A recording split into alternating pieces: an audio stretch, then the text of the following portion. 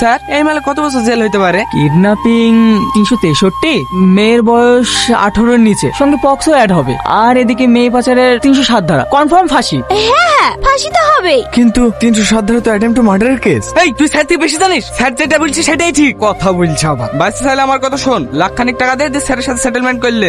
আমি কেন টাকা দিতে যাব? আমি কি কোনো অন্যায় করেছি নাকি? থানায় চলেন, সব প্রমাণ হয়ে যাবে। আমিও পুলিশ অফিসার। এই গাড়ি থামা তো।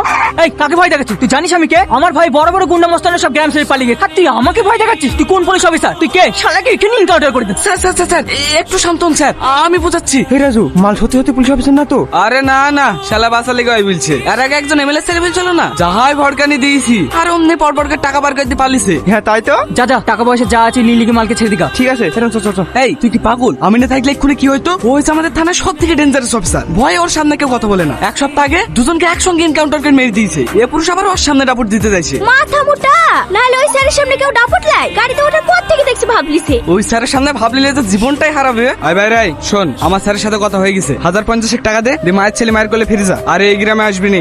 আমার কাছে অত টাকা নাই। কত টাকা আছে দেখি?